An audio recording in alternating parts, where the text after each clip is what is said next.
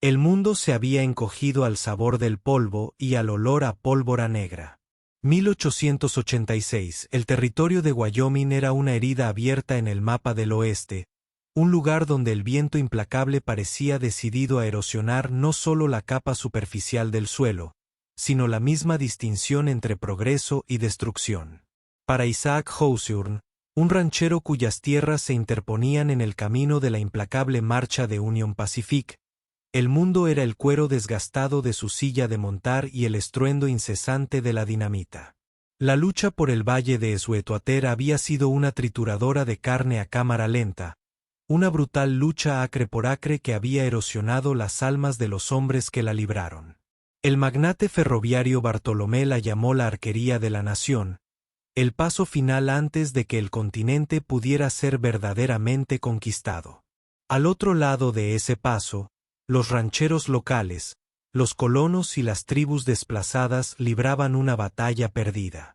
Atrapados en medio de un jornalero chino traído por miles para tender las vías, luego desechado. Eran fantasmas en sus propias vidas, odiados por los colonos blancos y explotados por sus empleadores. Fon, el implacable líder de los Tong locales, había ordenado a su gente resistir, desaparecer en las colinas, luchar hasta el final. No había rendición en su vocabulario. Ese era el catecismo que Isaac se había aprendido de memoria. Así que cuando él y sus hombres se toparon con un campamento oculto en la mina de plata abandonada al norte de su propiedad, solo esperaban dos resultados: una lucha final y desesperada con hachas y armas improvisadas, o el silencio sombrío del suicidio en masa, un horror que se susurraba en las barracas. Lo que encontraron en cambio fue un puñado de hombres chinos aterrorizados y medio muertos de hambre, y un pequeño grupo de mujeres, con sus túnicas tradicionales de seda hechas jirones y manchadas de mugre y polvo de roca. Habían sido cocineros y lazaretos para las cuadrillas del ferrocarril. Pero la mirada atormentada en sus ojos contaba una historia más compleja. Entre ellos estaba una joven llamada Lin Mai. No podía tener más de 19 años. Su rostro era una máscara de estoica resolución, pero sus manos, apretadas en pequeños puños a los costados, delataban un terror tan profundo que era casi silencioso. Las historias contadas en los campamentos habían sido claras. Los rancheros estadounidenses eran demonios blancos, hombres brutales que infligían horrores indescriptibles a las mujeres capturadas antes de entregar sus cuerpos a los coyotes. May había recitado los juramentos con sus compañeros, la muerte antes que Dische. Sin embargo, cuando llegó el momento, cuando los imponentes extranjeros cubiertos de polvo irrumpieron en su santuario, con los rifles listos, la descarga final de la muerte no se materializó. En cambio, hubo gritos en un lenguaje áspero y gutural, el destello de cañones de acero y luego una orden extraña, casi desconcertante. Los hombres fueron separados de las mujeres, y éstas fueron conducidas hacia el rancho de Isaac, unos kilómetros al sur, cruzando la ondulante Artemisa. Sin brutalidad, sin sonrisas aprensivas, solo una eficiencia cansada y metódica. El proceso fue una confusión. Un viejo peón de rancho, canoso y con el rostro como un mapa de carreteras de sol y penurias, los examinó brevemente en busca de lesiones. Les dieron una pequeña porción de cecina y agua de un barril limpio. La carne dura y salada y el agua fría fueron un shock para sus sistemas. Luego los condujeron a un granero grande y robusto. El aire dentro estaba cargado con el olor a heno, caballos y madera seca, y fue allí donde mi padre lo vio. Una hilera de sencillas literas de madera construidas contra la pared del fondo. No eran más que toscas tablas de madera con un fino colchón relleno de paja y una sola manta de lana áspera. Para los rancheros, eran muebles estándar de literas, una comodidad precaria en un mundo de penurias. Para mi padre, eran un lujo inimaginable. Había pasado los últimos 2 meses durmiendo en una fina estera de junco sobre la tierra fría y húmeda del suelo de la mina. La idea de dormir en una superficie elevada, protegida de la suciedad y el frío, parecía el sueño de una vida olvidada. Al caer la noche, proyectando largas y misteriosas sombras sobre el valle, una nueva oleada de confusión la invadió.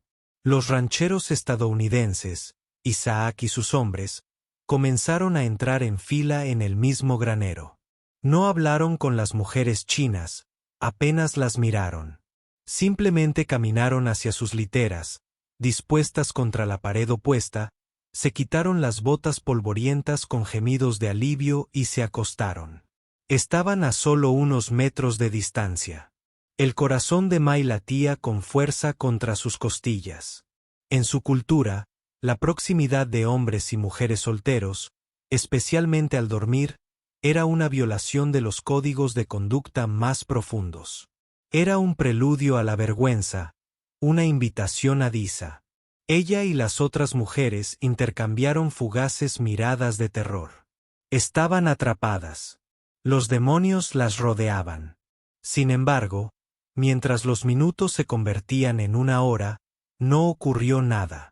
Los únicos sonidos eran el lejano estallido de la dinamita del ferrocarril, el grito lastimero de un coyote y la respiración suave y constante de los hombres dormidos. Simplemente se habían quedado dormidos.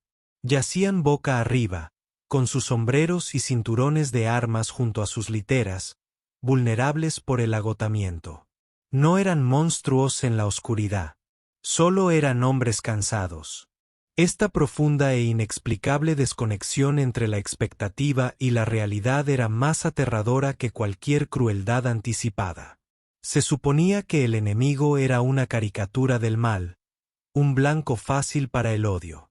Pero esta humanidad silenciosa y modesta era un enigma que ella no podía comprender. Mai yacía rígida sobre la extraña y flexible superficie de la litera, con el cuerpo hecho un nudo de tensión. La manta de lana le áspera contra la piel. Miraba fijamente la opresiva oscuridad del granero, con los ojos fijos en las siluetas que se recortaban al otro lado del estrecho pasillo. Los hombres que le habían enseñado a creer que eran bestias dormían como niños. La comodidad de la cama parecía un truco, el silencio una mentira. Cada sombra parecía albergar una amenaza. Sin embargo, la única batalla real era la que se libraba en su mente. Una guerra entre toda una vida de adoctrinamiento y la desconcertante evidencia de sus propios sentidos. Se aferró al borde de la manta, con los nudillos blancos. Allí afuera, en el polvo y la oscuridad, Bartolomé Caín empujaba su caballo de hierro hacia adelante, y Fo preparaba a sus seguidores para una última resistencia desesperada. El destino del valle se decidía con pólvora negra y sangre. Pero para mí, el mundo entero se había contraído al espacio de este granero, a los pocos metros de aire que la separaban del enemigo dormido. La pregunta flotaba en el aire seco sin respuesta mientras esperaba el amanecer. El amanecer llegó, no con luz, sino con un cambio en la cadencia de la violencia. Las explosiones nocturnas habían sido un latido lento y metódico de destrucción. La mañana trajo el frenético crepitar de los disparos de fusil y las explosiones más agudas de la dinamita más cerca. Mi no había dormido. Había observado el lento subir y bajar de los pechos de los estadounidenses, escuchando sus murmullos en un idioma que sonaba como piedras rodando cuesta abajo. No había sucedido nada. El gran terror tácito de la noche se había disuelto en una mañana gris y decepcionante. Los rancheros despertaron con los gemidos ensayados de hombres exhaustos que se calzaban sus botas rígidas y desgastadas. Se movían con una determinación que ignoraba a las mujeres chinas, cuya presencia solo era reconocida por un espacio compartido y reducido, como muebles en una habitación. Isaac Hawthorne sintió el dolor familiar en la parte baja de la espalda al incorporarse. Sus ojos recorrieron el granero, primero observando a sus hombres, luego, por costumbre, a su ganado y finalmente, a la silenciosa fila de mujeres chinas. Vio las ojeras bajo sus ojos, la rigidez en su postura. Vio miedo, pero ahora era un miedo diferente. No el pánico salvaje de la captura, sino una quietud vigilante y desconcertante. Su mirada se cruzó brevemente con la de Maya antes de que ella apartara la vista rápidamente, cabizbaja. Tenía un pequeño corte supurante en la mano, que él había notado el día anterior. Necesitaba una limpieza. Ese era su trabajo. Su trabajo era arreglar lo que estuviera roto, ya fuera un poste de cerca, un caballo cojo o una persona. Se acercó lentamente, sosteniendo una pequeña lata de salvia y un trapo limpio. «Está bien», dijo con voz suave. Usó el tono que reservaba para caballos asustados y terneros perdidos. Mai se estremeció y retiró la mano. Las otras mujeres se pusieron rígidas. Isaac se detuvo, extendiendo las manos, con las palmas abiertas para mostrar que no sostenía ningún arma. Señaló su herida, luego su lata de salvia, una simple pantomima de ayuda. Tras un largo momento de tensión, ella extendió la mano con vacilación. Su toque fue profesional y sorprendentemente delicado. Limpió la herida con un paño humedecido en agua. El escozor del ungüento antiséptico la hizo jadear. Trabajó en silencio, con movimientos precisos y seguros. Al terminar, le envolvió la palma con una tira de tela limpia. Le dedicó una pequeña sonrisa cansada que no llegó a sus ojos, y luego se retiró a su lado del establo. Mai se quedó mirando la venda blanca. Era una marca nítida y limpia contra su piel sucia. El acto fue tan simple, tan carente de malicia, que resultó completamente desconcertante. Las historias no tenían marco para esto. Los demonios no curaban las heridas de sus víctimas. No te hagas demasiado amigo de ellos, Isaac, refunfuñó una voz a su lado. Era Gus, un ranchero viejo y enjuto cuyo rostro era una máscara permanente de sospecha. A mi hermano lo mataron unos hombres con la eclosión de Tong que construían el paso en Dona. No merecen nuestras vendas. Es una chica, Gus.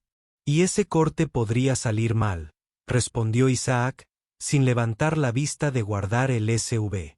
Es una de ellos, replicó Gus en voz baja. Veo cómo lo observa todo. Sus ojos no tienen miedo. Están contando. Contando hombres, contando rifles. No seas tonto. Escupió un chorro de jugo de tabaco cerca de la puerta del granero. Isaac no respondió.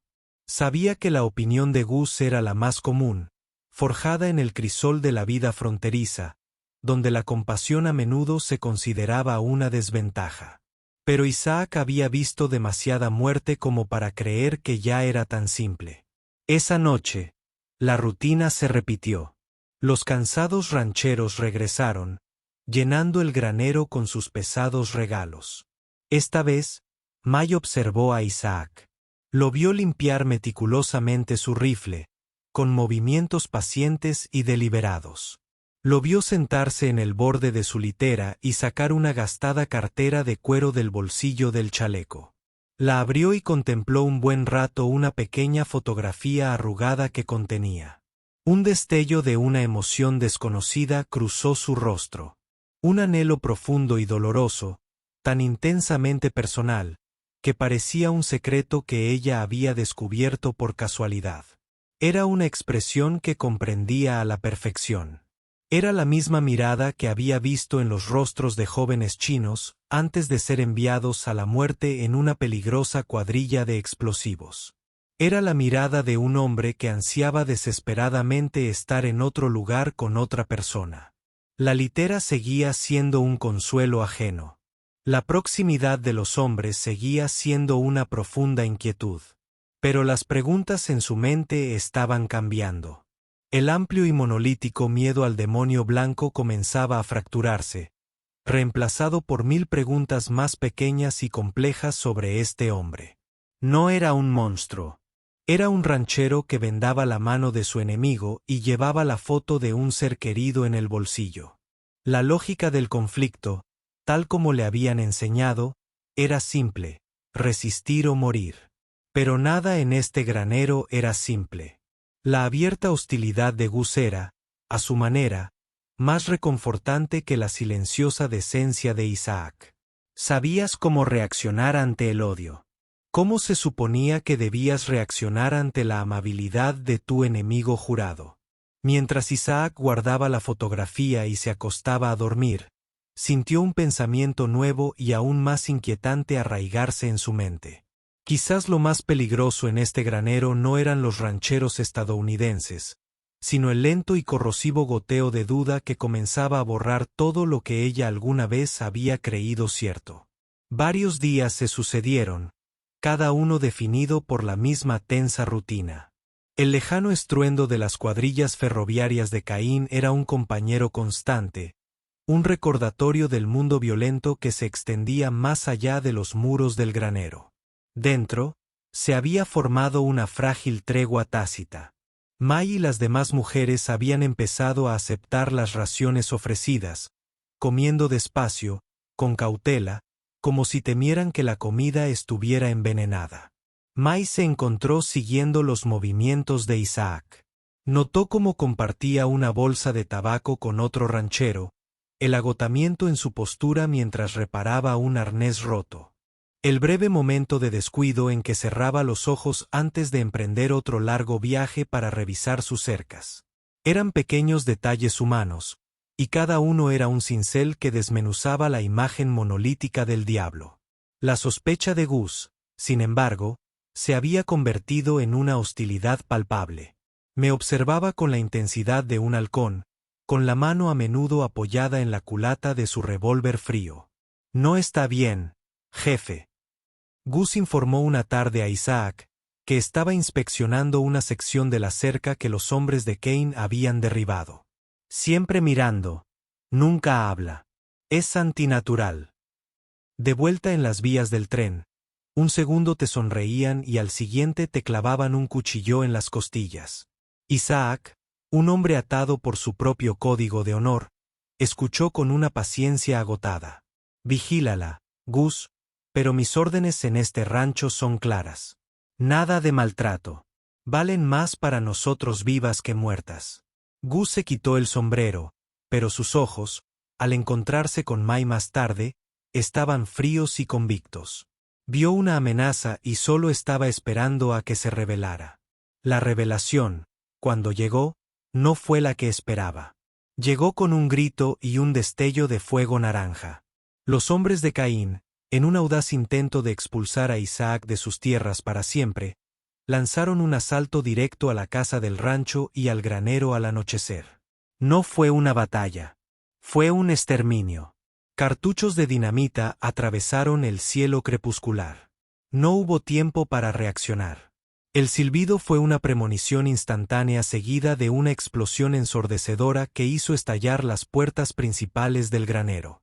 El mundo se disolvió en una cacofonía de madera astillada, los chillidos aterrorizados de los caballos y los gritos de los hombres. Un geyser de tierra y astillas atravesó el costado del granero. Los terraplenes se volcaron. Los suministros se esparcieron. El aire, momentos antes denso de heno y sudor, ahora olía a pólvora quemada y hierro. Isaac, que había estado organizando los suministros, fue arrojado contra una viga de soporte, con la cabeza zumbando. Se puso de pie de un salto, con el entrenamiento de años de supervivencia en la frontera volviendo a sus funciones. Una calma frenética descendió sobre él. «Luces, traigan las linternas», gritó con voz rugiente. Los hombres gemían.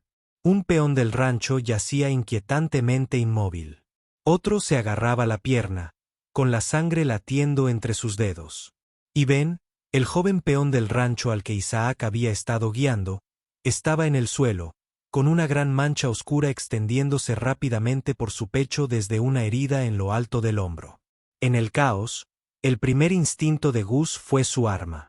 Corrió hacia su rifle, con la mirada fija en las mujeres chinas apiñadas aterrorizadas. «Al suelo, todos al suelo ahora», gritó, con la voz quebrada por la adrenalina. Para él, este era el momento que había predicho, la oportunidad perfecta para un ataque desde dentro. Isaac era un torbellino de movimiento, un hombre contra una marea de sangre. Presionó una camisa arrugada contra la herida de uno, gritando instrucciones a otro. Presiona. Aguanta ahí. No aflojes. Vio a Ben y supo que era grave. Una astilla de madera había actuado como metralla, seccionando una arteria. El rostro de Ben ya estaba pálido y espantoso. Isaac se abalanzó sobre él, pero otro hombre herido gritó, con el brazo destrozado. El triaje era un amo cruel. ¿A quién salvas? Necesito que presionen a Ben, gritó por encima del hombro a cualquiera que pudiera oírlo. Que alguien. Pero los demás hombres sanos estaban heridos, en estado de shock o respondiendo al fuego. Gus estaba demasiado ocupado apuntando con su rifle a las mujeres apiñadas. Ben se desangraba. May lo vio todo en una serie de crudas y aterradoras instantáneas. La madera astillada, el olor a sangre, el rostro de Gus contorsionado por el miedo y el odio. E Isaac, con una expresión no monstruosa, sino la de un líder desesperado, abrumado por la muerte. Vio la herida palpitante en el hombro de Ben y supo, con la certeza de su limitado entrenamiento, su padre en la aldea había sido sanador, que solo le quedaban unos instantes de vida. La voz del líder Tom gritó en su cabeza. El enemigo es débil. Esta es tu oportunidad. Un enemigo muerto es una victoria para nuestro pueblo. Cumple con tu deber. Pero otra imagen se abrió paso entre el pánico. Isaac vendándole la mano con suavidad. Isaac mirando la desgastada fotografía en su cartera. Gus le gritó de nuevo. Dije, quieto. Pero May ya no lo escuchaba. Tampoco escuchaba la voz del líder Tong.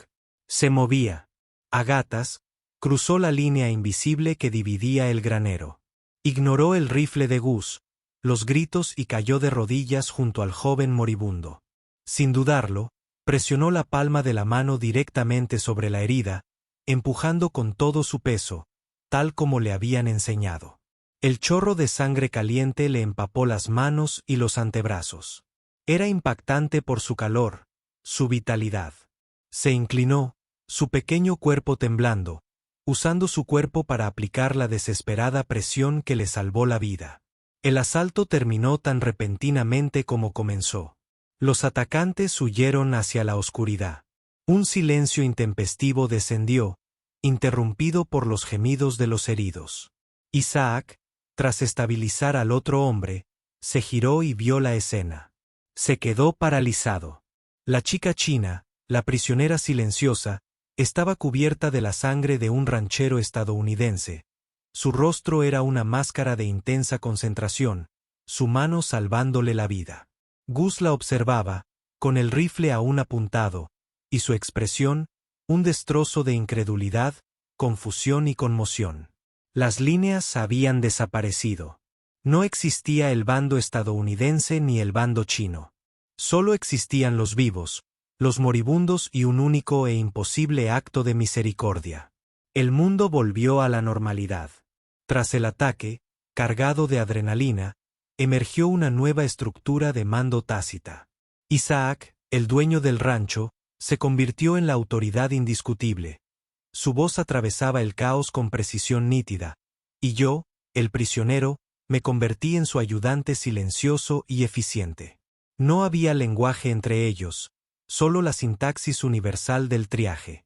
Un dedo apuntando, una tira de tela extendida, una mirada compartida sobre un hombre herido. Fue una alianza sombría e íntima forjada en cuestión de segundos. Isaac trabajó con furia desesperada para salvar a sus hombres, y yo, con su propio miedo encerrado, trabajó para ayudarlo. Ella le puso una compresa en la pierna a un hombre mientras Isaac cosía una herida profunda en otro. Sus movimientos se sincronizaban como si hubieran entrenado juntos durante años. El soldado Gus simplemente permaneció de pie, con el rifle bajado, como un fantasma en su propio drama. Las líneas claras y simples de odio que habían definido su mundo se habían desdibujado irrevocablemente. Observó a la joven china, la amenaza, presionar un paño limpio contra la mano herida de un ranchero, con sus pequeñas manos firmes y firmes. Vio a Isaac asentir, Un gesto no de un captor a un prisionero, sino de un profesional a otro. La escena no cuadraba. Era un fallo en la brutal lógica de la frontera, y Gus no tenía órdenes de cómo proceder, así que no hizo nada. Una estatua de convicción obsoleta. Cuando los últimos heridos, incluido un Ben estabilizado, fueron acomodados lo mejor posible, un silencio inquietante se apoderó de los escombros del granero. Mai finalmente se levantó, temblando por la conmoción retardada. Sus manos y antebrazos estaban cubiertos de sangre seca, una grotesca parodia de guantes largos de noche. Se giró para reunirse con las otras mujeres chinas que estaban apiñadas al fondo del refugio en ruinas. Pero al acercarse, se apartaron de ella. Una de ellas susurró la palabra Ansen, traidora. Su acto de misericordia fue para ellas una traición suprema. Había ayudado a los demonios blancos. Los había tocado, los había ayudado, y ahora estaba manchada con su sangre. Al salvar la vida de un enemigo, se había convertido en una paria entre los suyos. Isaac presenció el intercambio. Vio el miedo y la acusación en los ojos de las mujeres y el profundo y aplastante aislamiento que se abatió sobre Mai. Unos minutos después, se acercó a ella, ofreciéndole un cubo y una palangana con agua limpia. No dijo nada, simplemente los dejó delante y se alejó, dejándole espacio. El acto fue más contundente que cualquier palabra. Fue un reconocimiento, un agradecimiento y un gesto de solidaridad. Mientras Mai hundía las manos en el agua fría, viendo cómo la sangre de los estadounidenses se arremolinaba y se disipaba, sintió una extraña y aterradora sensación de liberación. Estaba desamparada, a la deriva entre dos mundos, sin pertenecer a ninguno. La noticia del incidente se propagó con la velocidad de los chismes fronterizos. La vida de un ranchero salvada por un prisionero chino era una historia demasiado extraña para no contarla. A la tarde siguiente, llegó a oídos de quienes no se dedicaban a vendas, sino a concesiones de tierras y apalancamiento legal. El señor Davis, agente del ferrocarril de Bartolomé, era un hombre que veía el mundo como un conjunto de activos y pasivos. Llegó en una calesa visiblemente limpia, con la sopa crujiente y una mirada educada pero analítica. Había oído hablar de la redada y vio una oportunidad. S.R. Hawthorne, comenzó Davis, con un tono despreocupado y desarmante. Entiendo que tiene una persona que colabora con los chinos que está albergando. Es cocinera, señor Davis. Simplemente reaccionó, dijo Isaac, adoptando una postura defensiva de inmediato. Su reacción demostró una capacidad de supervivencia lógica, señor Hawthorne. Quizás incluso una desilusión con el fanatismo de los Tong, replicó Davis con fluidez. Eso la hace valiosa. El señor Cain está desesperado por obtener información sobre el principal bastión de Fon en las colinas Blackstone. Un prisionero que entiende que la cooperación es una mejor alternativa a la inanición es un prisionero con el que podemos trabajar. Estoy aquí para hacerle algunas preguntas. El interrogatorio, como lo llamó Davis, tuvo lugar en la casa principal del rancho. Solo estábamos el señor Davis e Isaac, quienes insistieron en estar presentes. Se sentó en una silla de madera, con las manos tan apretadas que tenía los nudillos blancos. Davis comenzó con preguntas sencillas, formuladas a través de un traductor, suaves y no amenazantes. Pero luego las preguntas se agudizaron. Desenrolló un mapa topográfico de la región. Sabemos que Fon tiene un puesto de mando en algún lugar de este sector, dijo Davy, tamborileando con el dedo sobre una cuadrícula de cañones. Creemos que está conectado a su principal reserva de suministros.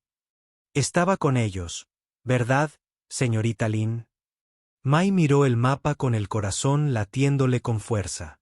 Conocía el lugar que él señalaba.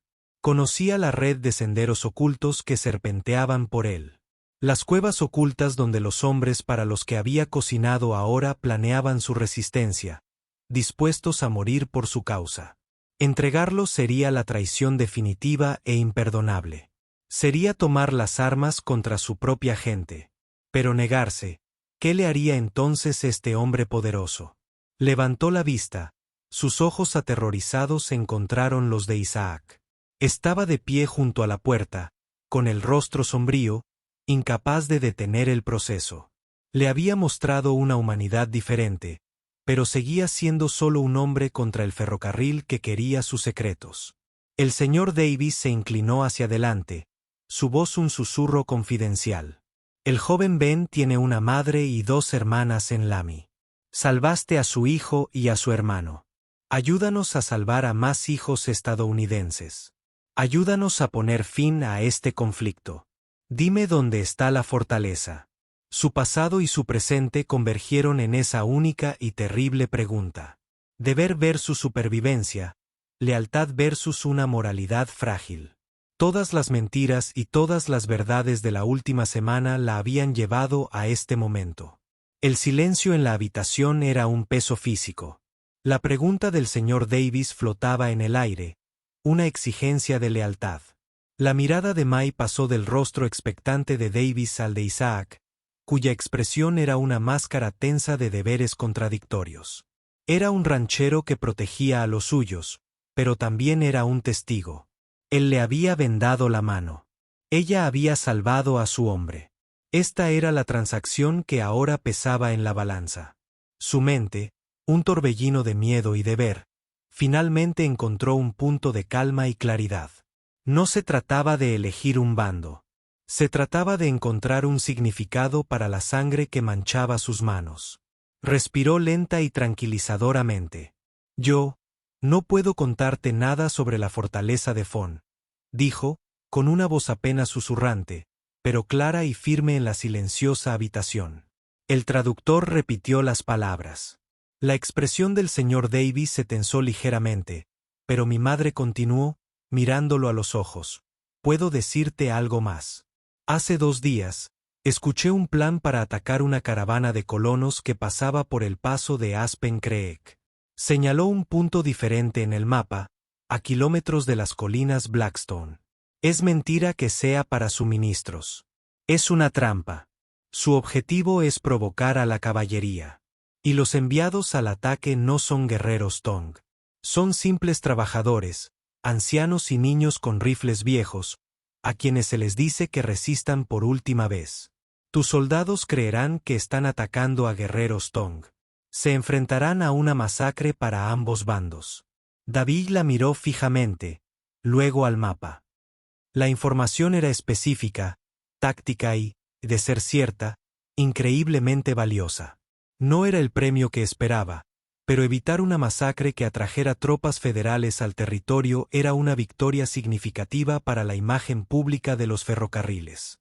Además, era verificable. Podía enviar un jinete al fuerte más cercano. Estudió su rostro, buscando engaño, pero solo vio una profunda y cansada sinceridad. Asintió con la cabeza. Lo investigaremos. El interrogatorio había terminado. Mientras Isaac me acompañaba de vuelta al granero, el aire entre ellos estaba cargado de palabras no pronunciadas. Las otras mujeres chinas la fulminaron con la mirada. Su desprecio era palpable. Su traición era ahora completa en sus ojos. Antes de dejarla, Isaac hizo una pausa. ¿Por qué?, preguntó.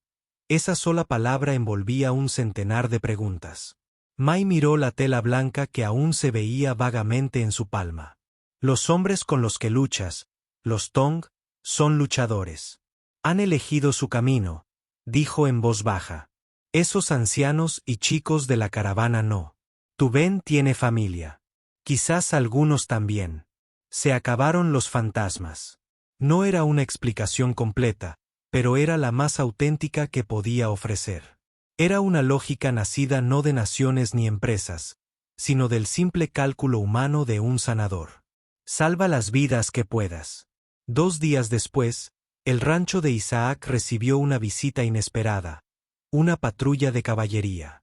El inquilino izquierdo a cargo le informó que habían interceptado un asalto a una caravana de colonos en Aspen Creek, desarmando a los atacantes con un mínimo derramamiento de sangre. El rumor circulaba que una pista anónima había evitado una masacre. Isaac miró al horizonte, con el corazón hecho un nudo de gratitud y asombro. La última vez que me vio fue a la mañana siguiente. Había llegado una carreta para trasladarla a ella y a las otras mujeres a un puesto federal en Chen. La llevaban con los demás, todavía una paria entre ellos. Lo vio de pie junto al granero en ruinas, y por un instante sus miradas se cruzaron. A través del patio polvoriento. No había tiempo para palabras. Él simplemente levantó la mano en un pequeño, casi imperceptible saludo. Ella respondió con una leve inclinación de cabeza, un gesto de profunda y desgarradora dignidad. Entonces, la lona de la carreta se cerró y ella desapareció. La lucha por el valle se prolongó durante otro año brutal. Bartholomew finalmente se extralimitó. Sus métodos violentos atrajeron la atención de Washington, y la resistencia de Fon finalmente fue quebrada. El ferrocarril pasó. La guerra terminó. Isaac continuó cargando con los fantasmas de los hombres que no pudo salvar. Pero en los momentos de tranquilidad, a lo largo de todos los largos años que siguieron, su mente regresaría a ese granero en el polvo. Recordaría la decisión imposible y el coraje sereno de una joven que, atrapada entre dos mundos en guerra, eligió crear una pequeña y desafiante pieza propia. No había salvado una causa ni ganado una batalla, pero sí había salvado un pedazo de su humanidad compartida. Y en el silencio ensordecedor tras el último disparo, ese pequeño eco fue la única victoria que realmente importó.